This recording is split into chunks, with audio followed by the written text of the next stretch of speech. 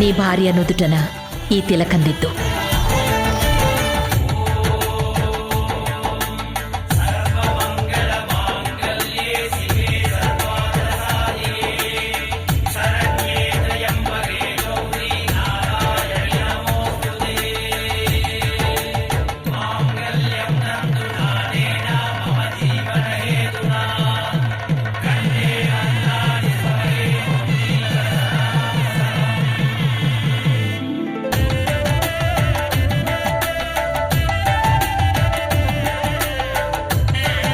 అమ్మా, మా పెళ్లికి నువ్వే పెద్దవి. మాకు తల్లి తండ్రి అన్నీ నువ్వే అయ్యి మా పెళ్లి జరిపించావు. నీ చల్లటి చేతితో మమ్మల్ని దీవించమ్మా.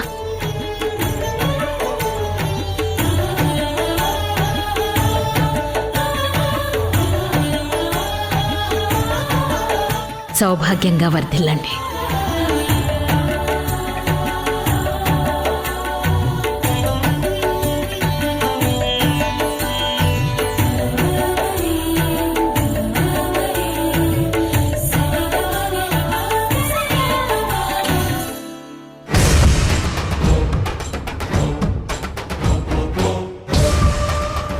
చెల్లెమ్మా, నీకిచ్చిన మాట నిలబెట్టుకున్నాను.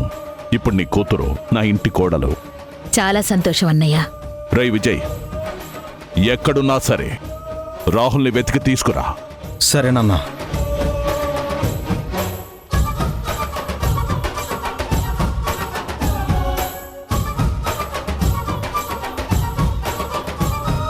ఐశ్వర్య, ఇప్పుడు నీకు సంతోషమేనా? నువ్వు కోరుకున్నట్టుగానే ఇప్పుడు నువ్వు రాహుల్కి భార్యవయ్యావు. ఇప్పుడు నీ మనసులో ఉన్న భారమంతా తగ్గిపోయింది కదా భవానీ? ఇన్ని రోజులు నీ మెళ్ళో ఎవరు తాళి కట్టారో తెలీదు,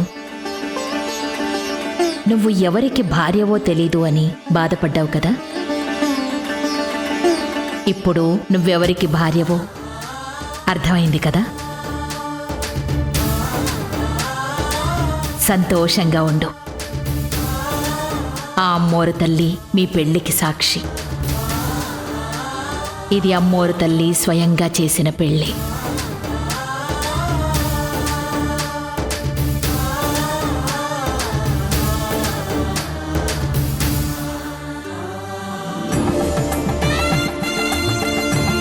నేను వెళ్ళొస్తాను.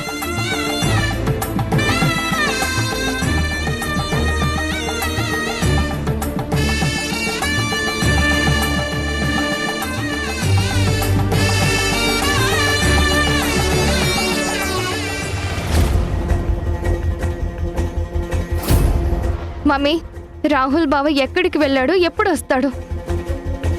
ఇంకెక్కడికి వెళతాడు? ఎక్కడికి వెళ్ళినా తిరిగి ఇక్కడికి రావాల్సిందే. ఎందుకంటే ఇప్పుడు తను నీకు భర్త.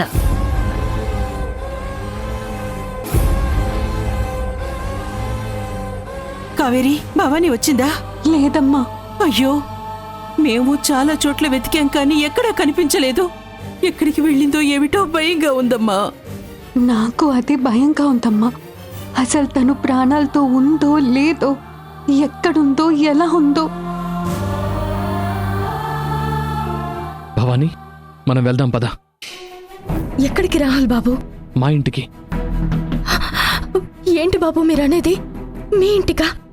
అవును భవానీ, ఇప్పుడు నువ్వు నా భార్యవి, ఆ ఇంటి కోడలివి. నువ్వు ఉండాల్సింది ఆ ఇంట్లోనే. పద వెళ్దాం. అది కాదు బాబు. ఇప్పుడు నేను మీ ఇంటికొస్తే అక్కడ ఏం జరుగుతుందో ఊహించరా? అక్కడ ఒక పెద్ద యుద్ధమే జరుగుతుంది బాబు. జరగని, ఏదో ఒకరోజు జరగాల్సిందే కదా. ఇన్ని రోజులు ఏం జరుగుతుందో అనే భయంతో నీ మెళ్ళో తాళి కట్టిన విషయం బయట పెట్టలేదు. ఇప్పుడు అమ్మవారి సాక్షిగా తాళి కట్టిన తర్వాత కూడా బయట పెట్టకపోతే ఎలా? ఏం జరిగినా పర్వాలేదు, వెళ్దాం పద.